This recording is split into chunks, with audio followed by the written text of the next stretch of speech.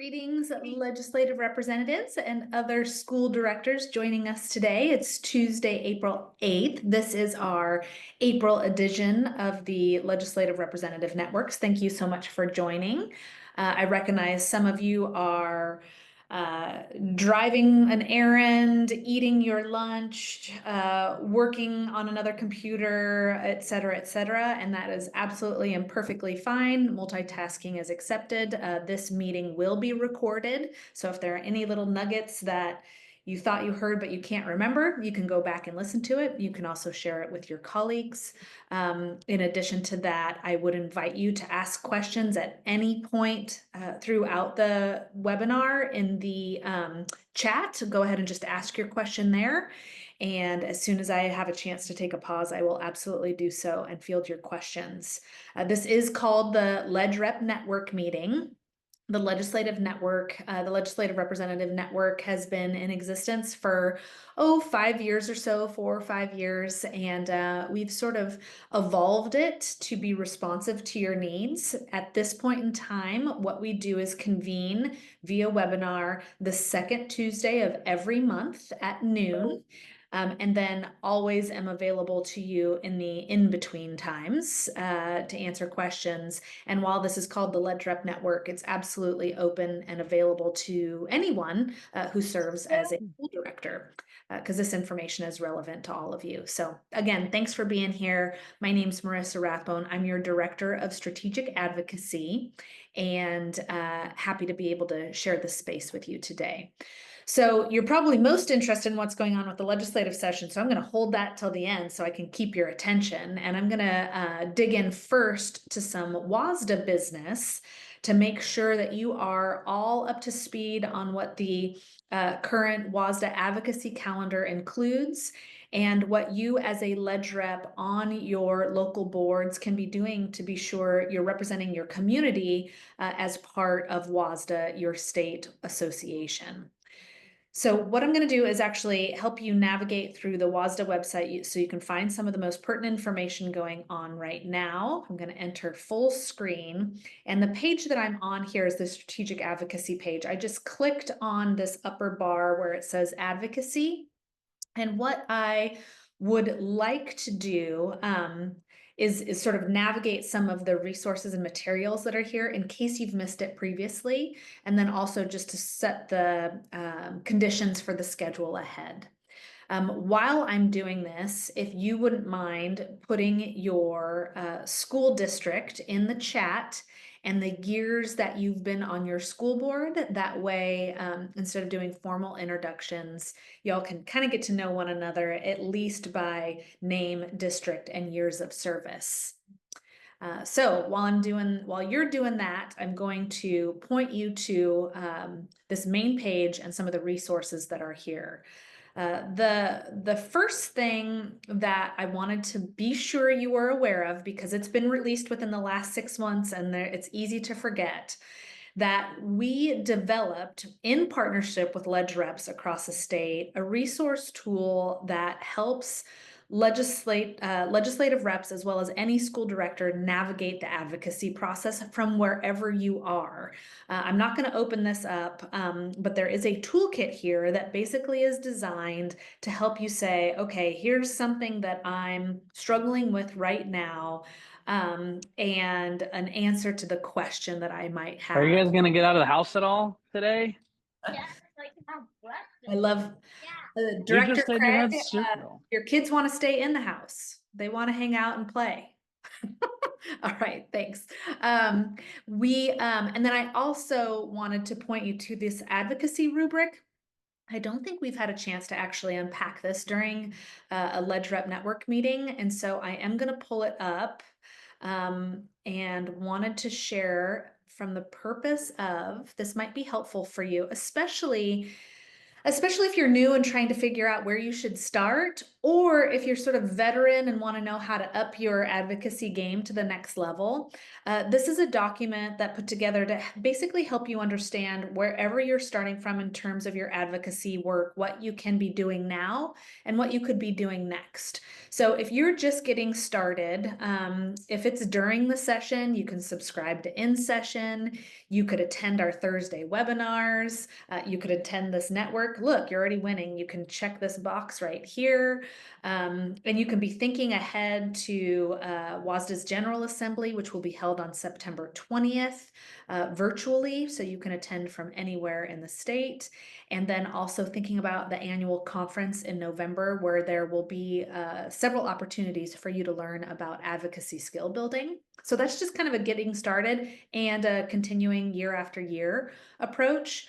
Then, as you're getting your feet wet and feeling more comfortable, perhaps your board needs to adopt a LegRep board policy, or you haven't had a chance to meet with your legislators. And after session, after you give them a little time to take a breath, you can schedule a time with them to have coffee or tea or go for a walk in their local community, meet them where they are, find out what their interests are. That's a great next step for you to be thinking about in the interim. Right now, there are several opportunities during the legislative session where we put out a call to action. We put out those calls to action through our social media platforms, that's Facebook and Instagram. Or we'll make sure you're aware of a way you can be engaged by through the in-session publication. That's the Friday publication that you get either on Friday or sometime over the weekend. So that's, again, building momentum. There's no wrong thing here, and you certainly don't have to do all of it, but there are ways to continue to build your skills in the advocacy realm month after month, year after year. And then as you're hitting your stride and getting comfortable, perhaps during a legislative session, you decide you want to give testimony or sign in on a bill or communicate with a legislator via cell phone about a very particular policy proposal just before it's being heard in committee. Again, these aren't things that you have to do in order to be a good advocate, but from start to kind of hitting your stride, there are a variety of things you can be doing to be involved. And it's scaffolded in a way that you don't have to do anything that you don't feel you do well or that's really uncomfortable, but perhaps you're just stepping in just a little bit more all the time. So I would encourage you to link on our website to this resource and share it with your fellow school board members. Perhaps you have a LegRep update during one of your upcoming board meetings. Make sure all of your fellows have seen this and talk a little bit about what you want to do next as a board. It's a great way to just have a conversation. You don't have to know all the answers, but here's a resource that you can share with them. So I wanted to be sure you were aware of that.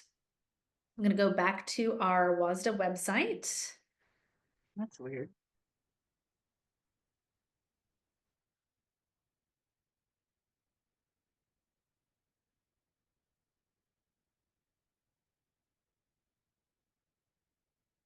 So we're back here on the main page for the WSSDA advocacy website.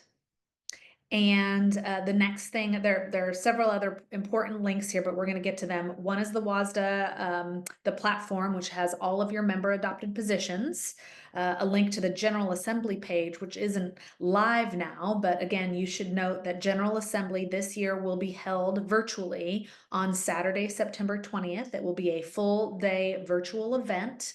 And more information about that will be forthcoming, but at least you can save the date in the meantime. And then the next thing I just wanted to draw your attention to is this WSSDA advocacy program. It's really this year's schedule about what you should know is going on right now and upcoming. So I would also encourage you, if you haven't had a chance to look at this, much less share it with your fellow school directors, that's one of the next things that you do. We absolutely want you to be aware of the ways that you can stay engaged and participate in WSSDA advocacy work. And this really lays that out for you in a very nice color coordinated document.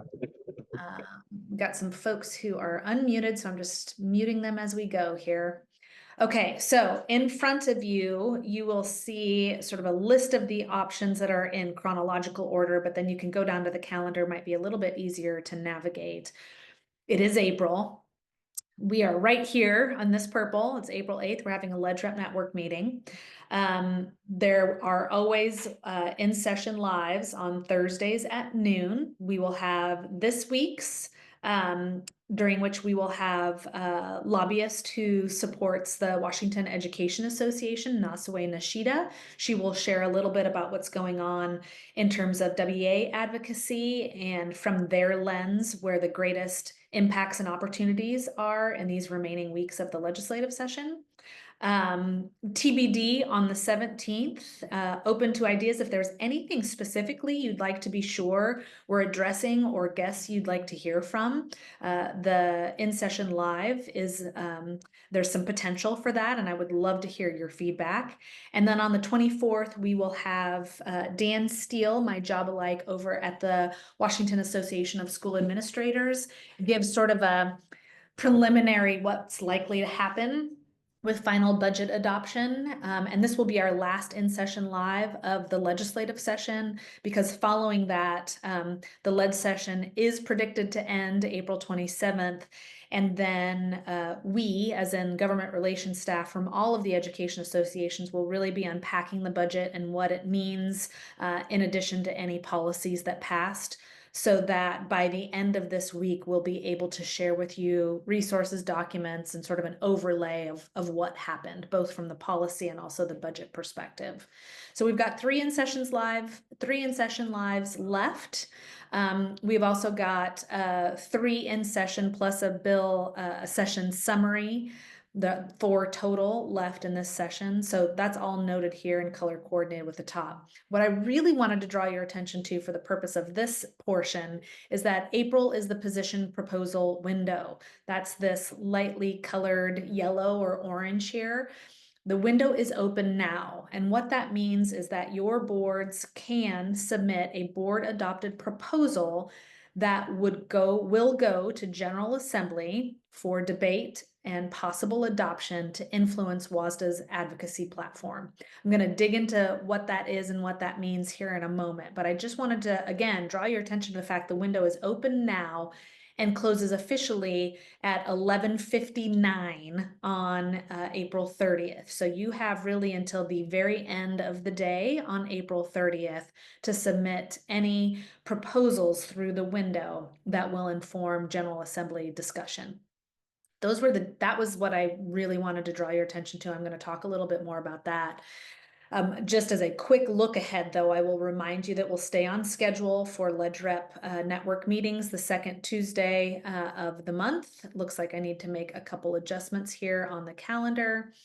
The handbook, the General Assembly handbook, will be posted and available pre-amendment with all of the proposals that come in through this window on July 1st.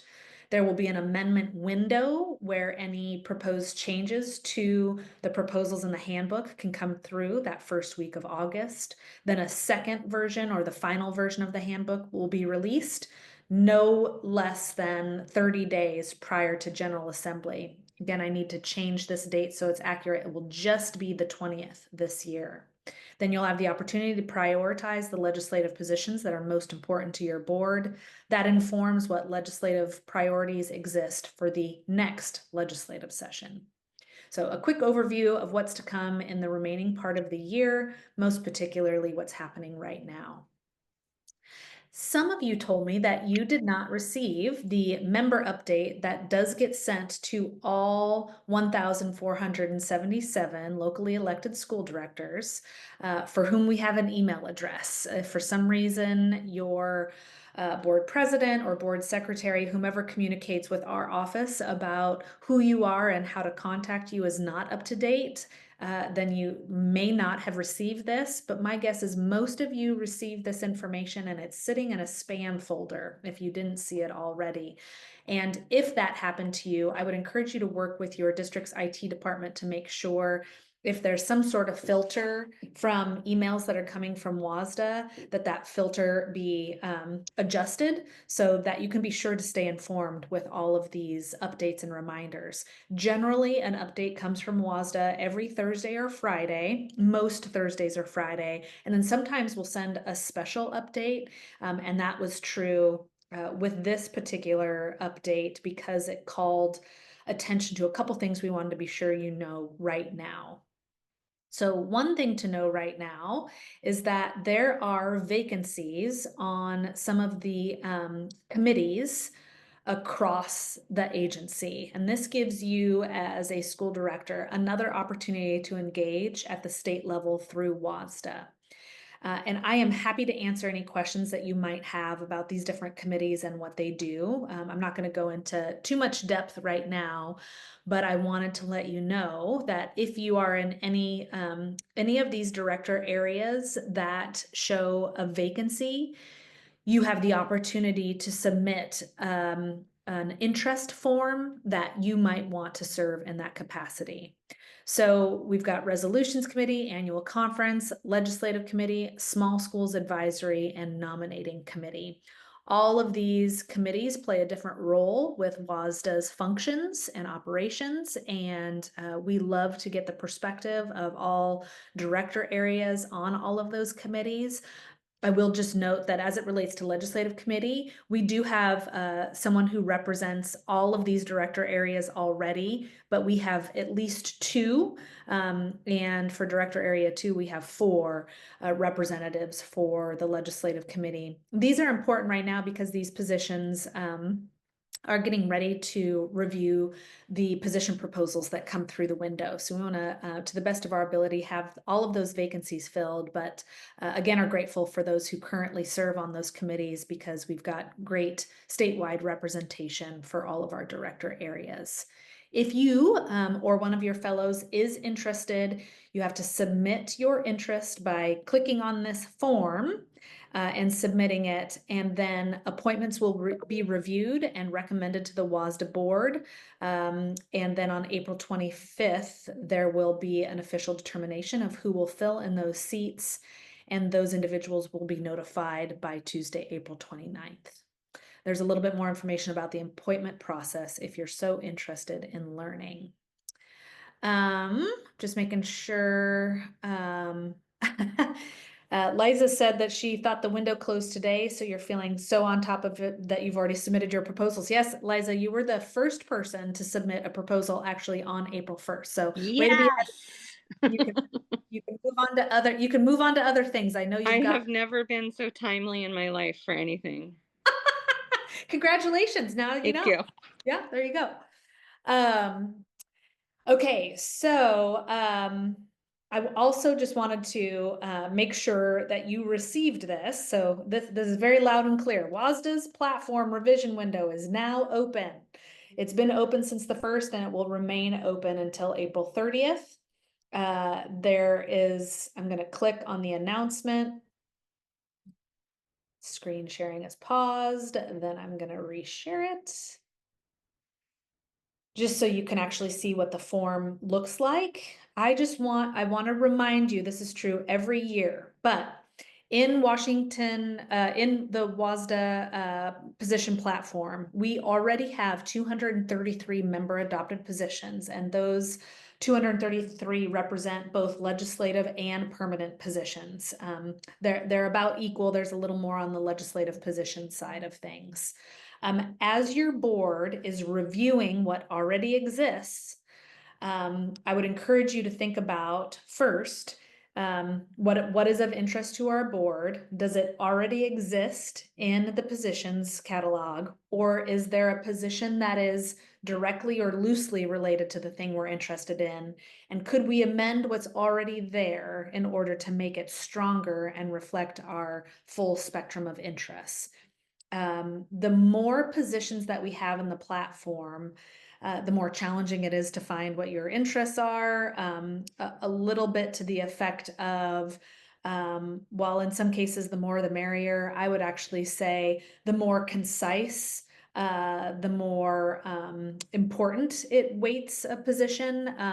When we have so many, especially so much duplication in the platform, it makes it a little bit more complicated, I think, than it really needs to. So if any of you are feeling excited about identifying where there might be duplication, there's also an opportunity to submit consolidations, proposed consolidations from within the existing platform.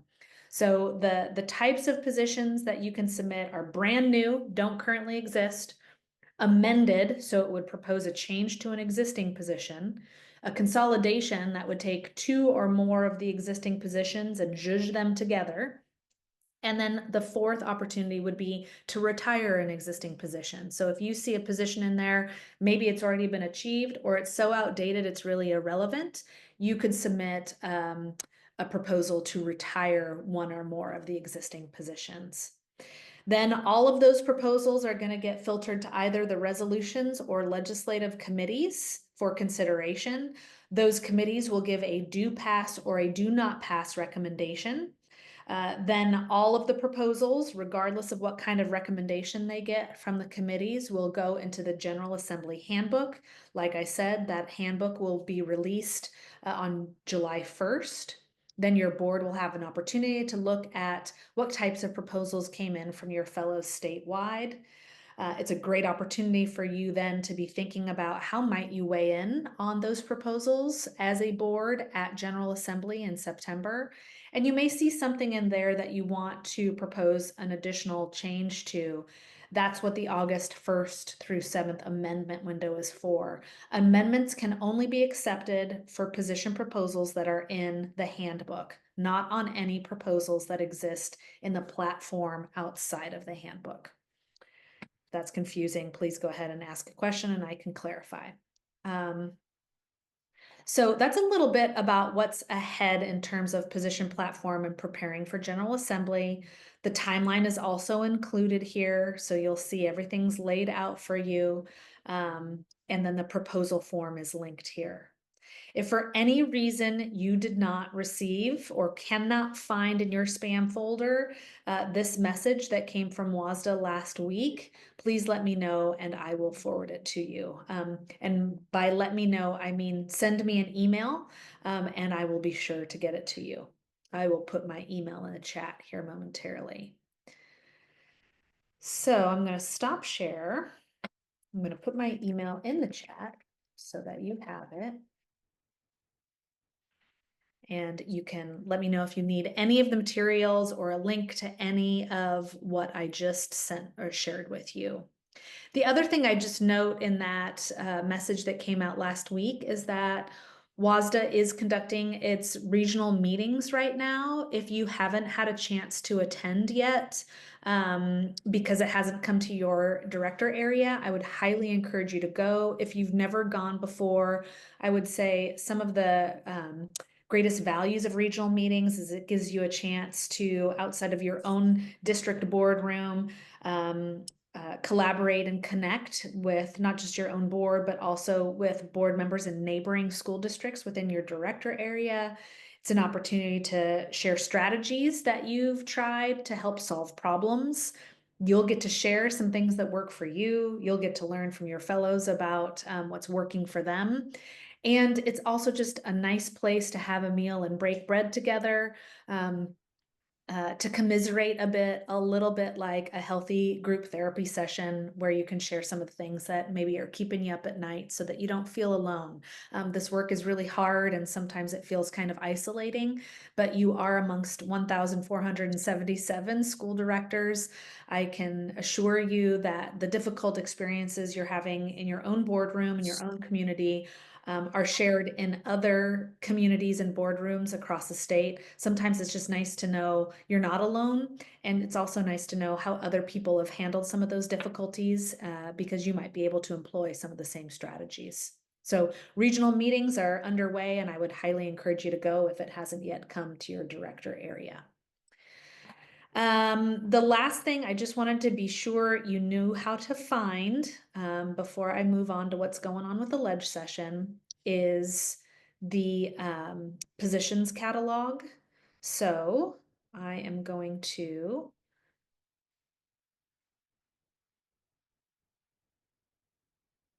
actually share. It's going to look like I'm going over a bill right now, but I'm not yet. But I am going to take you to the WSSDA website. So when you get to the main WSSDA website here and you go under advocacy, the second subheader is called WSSDA positions. Again, this is an essential step before you even consider submitting any position proposals, especially a brand new one. Please take a look at the existing positions catalog right here under this blue button. There are many positions here, like I said, 233. There are a couple different ways you can filter them. I would encourage you to play around with this if you're particularly interested. I will tell you that the function I use the most is I go right to the keyword search. You can see some of the things I've been looking at: local control, basic education, isolation restraint, competency-based, capital project, defined as, I can't remember what that was about, but let's just say I want to see which of our positions have student voice, let's say. And it will pull up any of the positions either in the title or the content that's related directly to that verbiage. Now, you might not find what you're looking for. It looks like we've got two positions that actually have student voice, either in the title or in the content of the position. Maybe I really just want to know about engagement. So I looked at engagement. There are a couple about engagement, not exactly what I was looking for, perhaps, but look, we've got engagement that it relates to engagement practices for diverse voices.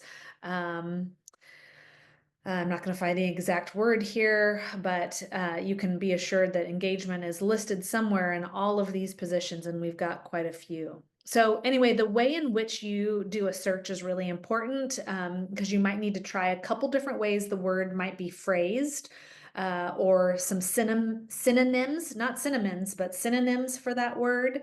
And keep exploring this to find what you're looking for. And of course, if you think there's a position out there, you're pretty sure you've seen it before, but for some reason you can't find it with a word search, go ahead and just reach out to me and I'll see what I can do to help you find what you're looking for. So again, a very handy tool.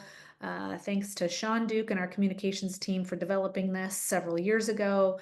A searchable catalog. It used to be just a static PDF document, very hard to navigate. So hopefully this one is easier for you.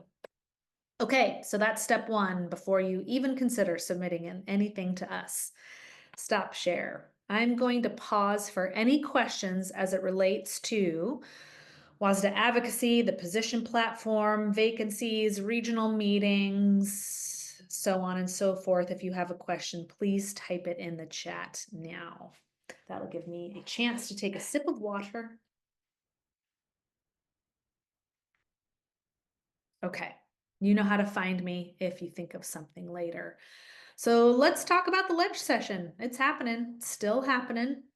I created a very basic presentation just so you have some sort of visual to take a look at here.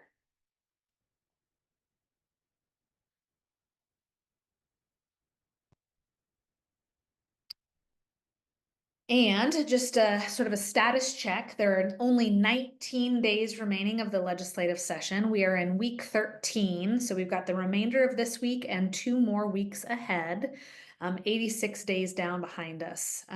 It has been the most exhausting legislative session that I have ever experienced.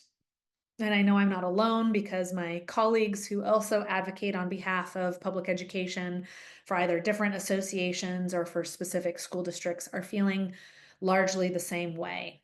We also remind ourselves that it is very standard for us to feel momentum as we have this session, and for there to be sort of this reckoning that there isn't enough money or hasn't been determined that there's enough money to designate for public education in all the ways we need. That is not unlike every other legislative session we've ever had. So it's still disheartening as all get out, but it is not unusual. So we find ourselves in this strange position where we've seen the proposed budgets, we're not happy about them. We've been told from budget writers as well as some of our legislative advocates that there's still a good chance we're going to get a strong amount of funding in special education and maybe MSOC as well. But we just really won't know until the final days of session, to be quite honest. We're going to hear a lot of rumors in between now and then, but they, as in legislators and budget writers, are working diligently behind the scenes to try to get all sector needs met. And there are lots of things at play, as we've discussed previously. There's another cutoff date today, and essentially what that means is that any of the fiscal bills, including some of the tax proposals, are supposedly required to pass before the end of the day today in order to progress. I say all of that with some level of skepticism, may not be the right word, but maybe it is, because there is something called NTIB, necessary to implement the budget. And at present, that could mean in order to pass a budget, both the House and the Senate are looking at cuts to existing programs, as well as revenue proposals or taxes to help fund the budget. Either of those considerations, even if they're attached to a bill that doesn't pass, could be deemed necessary to implement the budget. It's really all going to depend on all the moving parts, and ultimately some backroom conversations about what's going to get cut, what tax proposals are going to stay on the table, and how are they going to get a budget passed within the next 19 days. It may or may not happen. No promises here. We are hearing that there are many legislators, in terms of people who are in positions of leadership, who are really committed to getting this done by sine die on April 27th.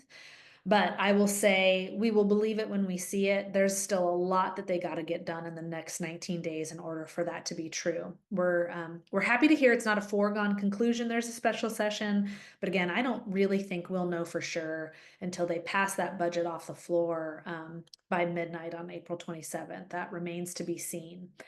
Just a couple other things to note in between now and when that happens is that there was a chamber cutoff, an origin cutoff earlier in the session, which meant all of the Senate bills had to make it off the Senate floor, and all the House bills had to make it off the House floor in order for them to do a little switcheroo. House goes to Senate, Senate goes to House, which is where they've been for the last month or so, or several weeks.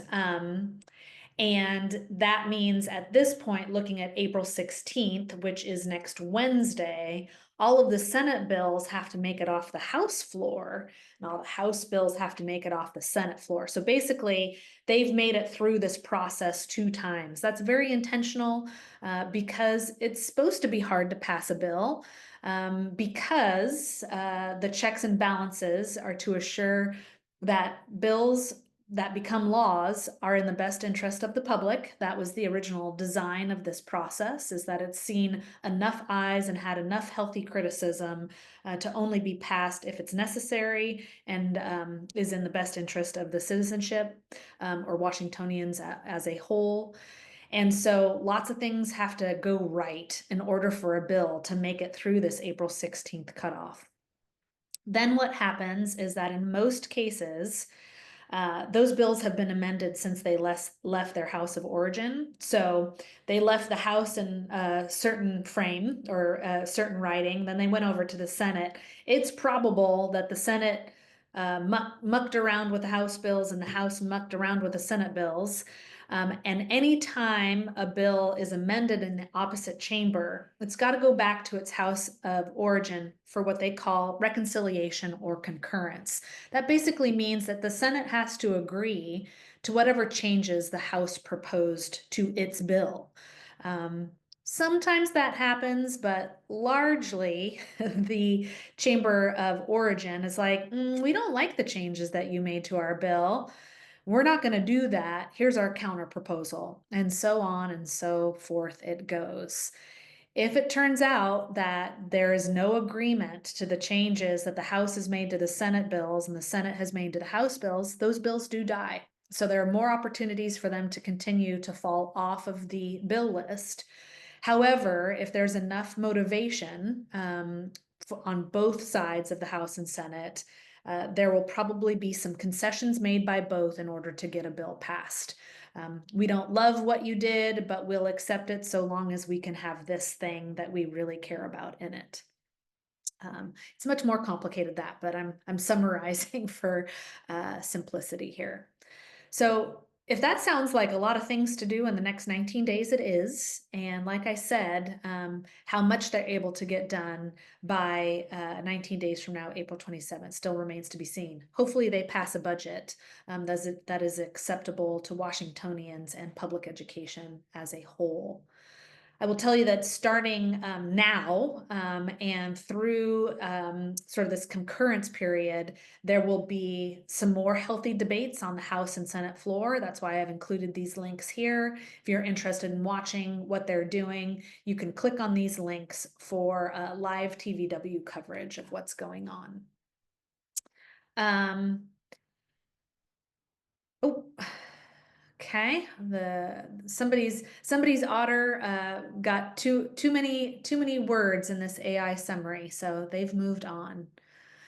Okay, just a recap. When we initially saw in March what the House and Senate operating budgets proposed, we really liked what the Senate had to say, and we were not so happy about what the House had to say. And remember, this is just the overall for the K-12 budget, and this is a side by side about what the original operating budgets proposed. You'll note significant investments from the Senate in special education, a good amount from the Senate on MSOC, nothing from the House, very little from the House on the special education side. Hopefully your communication with your legislators as well as ours has been to the House. This is not enough to scratch the surface of our need. Your proposed operating budget is going to lead to cuts, staffing issues, and potentially school closures. The Senate version, if you fund it at this level, is going to do a lot to help us keep the staff we have, keep the doors open, pay the bills, provide needed services to all of our students, including the students who need the greatest levels of support. And they've been going back and forth on this. I'll get to some more details on that in a minute. You'll also see that there are continued investments in SEB on both the House and Senate side. Where you actually see parallel, while this number isn't exactly the same, it's very, very close. That means there should be some sense of confidence that that's going to happen. What the exact number will be remains to be seen, but certainly because they're obligated, the SEB contributions will continue to increase. I will note that they're going to say, well, we dedicated money to SEB, health benefits, and we're going to say, yeah, but you were supposed to do that anyway because of the commitments you put on us years ago. And they will say, yeah, well, it was still an investment and an increase. Student meals is the only place where we see parity between the House and the Senate. I think you might recall that the governor at the very beginning of the session said that he would not pass a budget without seeing school meal contributions. So my guess is that's why we see a number that's the same here. And then you see some other what we might call trickery here. Apportionment shifts are reflected in the House budget. That's because there's an actual bill that did that. It has actually passed out of House appropriations, been referred to committee. The Senate seems like they didn't do this, but in fact they did. It was embedded in their proposed operating budget. It just didn't have its own standalone bill. So I will note of importance that both the House and the Senate seem to have agreement that they want to do some kind of apportionment shift. I think the opportunity to influence change here still is what the exact dates are. Some put way more stress on you to carry bills, and in some cases to either dig from your revenue savings or to take out a loan with your locals, which is obviously not a solution that we want to entertain, but it looks like the legislature is willing to put you in that position. Another place where there is parity is across House and Senate as it relates to transition to kindergarten. They're still working out some of the policy details, but I think what you can start planning for is that there will be little or no growth to your TK programs. I think there was a general agreement that while they wouldn't cut your existing programs because you're serving young people and their families in your communities right now, they don't want you to grow the program until they figured out this policy better. So I would say you're good keeping it where it is, but don't count on any growth in the next several years. And this conversation is definitely not over. I think they're continuing to grapple with what do key TK programs offer and how do they share the load in terms of providing relevant and high quality supports and services to pre-kindergarten children and their families. And where should that money go? And then some adjustments here. You see negatives where they're making adjustments based on cost savings, as well as where they're making adjustments to the LEA online enrollment cap. That's that reduction to LEA if you have 33% or more of your students enrolled in ALE programs. That was a bill. The bill didn't progress, but they baked it into the budget. LEA on the House side, they have a bill that actually did not make it out of House appropriations. That was House Bill 2049. While the bill itself did not make it out of House appropriations because they may see that as necessary to implement the budget, I do not think we are done with that conversation. I do think we're going to see some sort of LEA levy lift bill or budget proposal for this biennium come forward. And then you'll see other savings and reductions here that indicate they are making cuts somewhere.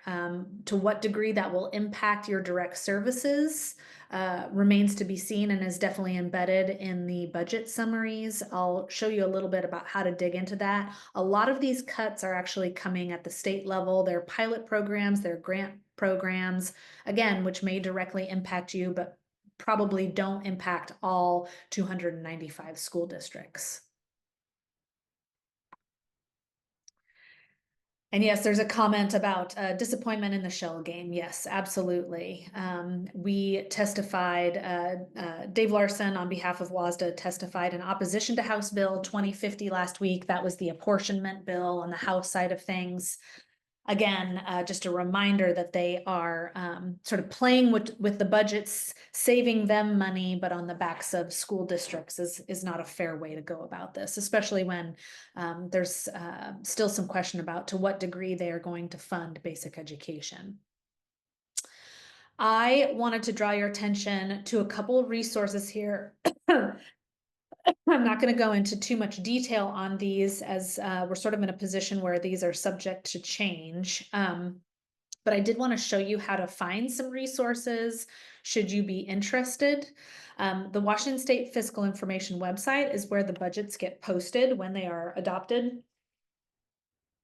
When they are proposed and adopted and amended as adopted as amended, all of them are on this website. And I would always go to the summary documents, which lay out the actual line items and then also additional detail. I'm going to click on one of them as a model just to show you what I'm talking about. Stop share.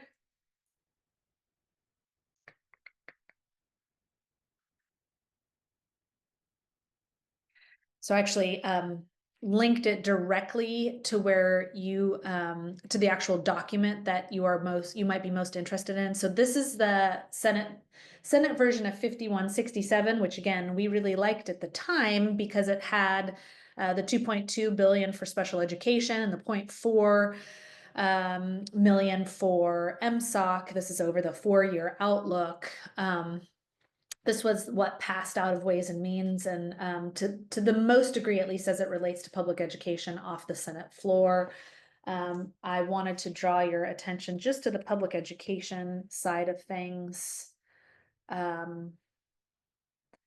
you're scrolling through, actually, didn't write down the number. Hold on one second.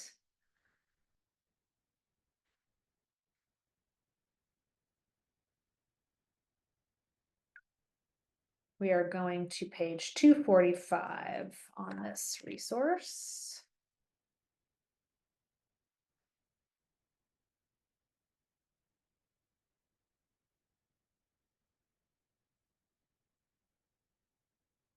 So you will find, and the way you would find this is if you do uh, a search or a find in whatever system that you have, look for public schools, and that will take you to the section that, I mean, this is the full, this has Department of Licensing, Department of Health, all of the juvenile justice, really everything that's in the budget is listed in this document. That's therefore it's big. So we're taking a look at public schools specifically, and it will show you what the total budget is for this biennium, this upcoming biennium, as well as the 4-year outlook. And this is where you get to see where the policy additions or the changes or savings, as they might refer to them, I would refer to them as cuts, are listed out in more detail. First, they'll just have the line item list with the title. And then on the Senate side, immediately following this listing, they'll actually get into a little bit more detail here with a description. They may even reference the bill number that lays it out. And then in the House version of the summary, they break it down by different sections. And then, so basically it'll look like just a portion of the budget proposal and then the most immediate comments underneath. So there, it's segmented out differently. It's not listed all in one, but you can essentially see all the same information. It's just organized a little bit differently. The one thing that I would encourage you, if you're still communicating, and I would encourage you to be doing that with your legislators, isn't just to be funding at the Senate levels of the operating, their original version of the operating budget, but also that there are some new proposals in here, some bills that continue to progress through the legislative session, and it might only be 400,000 here, 700,000 there, or even just 100,000 here or there. That really, it's not appropriate to pass any new policies until special education, material supplies, and operating costs and transportation are fully funded. So we want to be able to support their good ideas, but they need to support their commitments to basic education. I would encourage you to say that in a really nice way, but if we were to total all the different policy changes or work groups here, we could better fund at least material supplies and operating costs at the levels that we see in the Senate. It wouldn't get us all the way there, but it would get us a heck of a lot closer. What I wanted to mention just before I field questions is that there's been a lot of back and forth between the House and the Senate on their proposed budgets. And at present, the Senate passed their version of the budget. Again, as a reminder, that's the one we liked off the Senate floor, and the House passed theirs. We didn't like that so much. What happened is when the Senate version made it over to the House, they basically adopted the striker on the Senate version so that it reflected the House. There is just one budget moving through the process right now, and it says Senate 5167, but it's really the House's version of the operating budget, which, as a reminder, funds us at just like 200 million for special education and nothing for MSOC. So that's a huge place of concern for all of us, of course. I know many of you are aware of this and have asked me, what does it all mean? And going back to the earlier slides here about the importance of concurrence, the Senate is not going to concur to their budget bill being decimated or gutted as it relates to special education and MSOC. So what that means we land at, is it going to be at these Senate levels? Maybe not. Is it going to be at the House levels? Probably not. But where in the in-between we're going to see it, again, this just remains to be seen. And so much of it is dependent on which cuts they actually make and are supported in the final budget. And if there are any revenue proposals or tax proposals on the table that the governor will be willing to sign. He said in his press conference last week that 100 million in proposed tax package would he consider, but not to exceed that. So who benefits from all that, which cuts they have to make in order to have that 100 million, which 100 million of the tax proposals will be considered out of the almost 16 that the House and Senate proposed, just remains to be seen. Um, just to touch on our priorities again, because the House put a striker on the Senate versions as well as the bills that had these numbers. We see that our beloved 5263 is now at the House levels of 1357, and that the MSOC bill actually was amended in House appropriations, sort of in the final hour. And essentially, what it says is it strikes any increases to MSOC and just puts it at the maintenance level. I do want to show you that language, and I'm actually going to take you to 5192 itself, just so you kind of see. Sometimes it's really challenging to find the information that you're looking for on the legislative websites. So I'm gonna enter full screen here. I'm going to leg.wa.gov. 5192 is the MSOC bill. So if you were looking for this, anybody was, and you just go, sometimes you're like, oh, well, it's the most recent version of the bill report. And if I click on that, it looks good because it still has the things that I might have cared about. The way that you actually find what was amended and adopted is by going to the most recent hearing or executive session, going to committee materials, and going to the bill and amendments proposed, and then actually looking at which ones were adopted.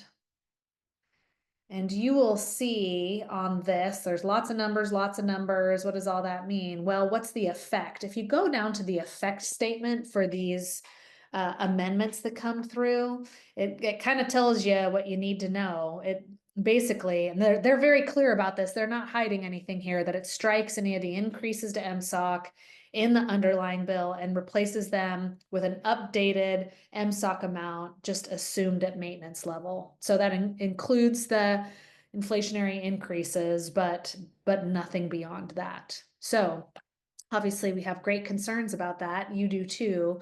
And those concerns should absolutely be communicated to your legislators. So what should you be doing now? I would encourage you to remind your legislators about their basic education obligations. First, a letter that sort of mirrors what some of your peers have done about funding special education at the 5263 levels. So the full 2.2 or Senate levels would be important. We ideally want MSOC at the 1338 levels. That was the bill that Representative Berg brought forward. That would have been the full need, but at a minimum 5192, which is the 4 million over the 4 years. So these versions of the bill say something to that effect, and these versions of letters from school districts say some element of that. And it is not too late for you to communicate something similarly, either on official school district letterhead, or in an email, or in a phone call, or in a Zoom meeting. I would say do not drop your conversation and communication with your legislators now. It's more important than ever.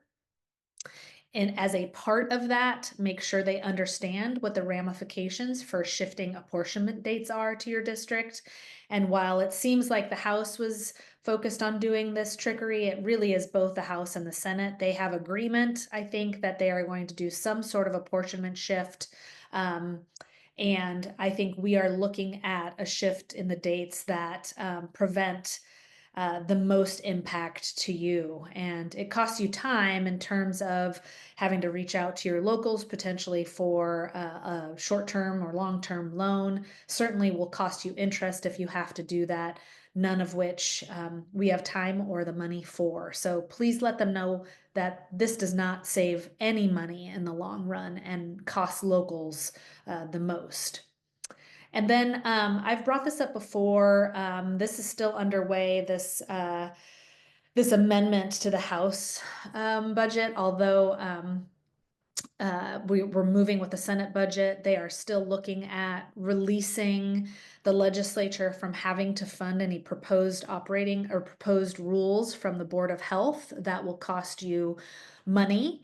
But that's not the only one too. Any policy change this session that isn't adequately funded, and it most likely isn't, comes at a cost to the locals when you don't have the funds available. Okay, I'm gonna stop my share here. We've got a few minutes left. That was all I was planning on sharing with you for today. I would just again remind you how critical it is for you to continue to communicate with your legislators about what the real implications for not getting that special education and MSOC funding will be. I think they really need to know that if they choose not to allocate the basic education funding requirements, what the staffing implications will be. I imagine you are already talking about that. What kind of considerations that there might be for layoffs or for school closures or other cuts to essential programs. They really need to hear that now more than ever. And I would also remind you that their role and responsibility is terribly difficult. I have heard that many legislators are in tears about the difficult choices that they have to make. So they are not cold-hearted about this. They are sad that they are not in a different financial situation as well. And they want students to get access to the needed resources in public education, as well as in early learning and higher ed and in public service and social supports. All sectors are going to take a hit, it seems like. Public education is not alone in that.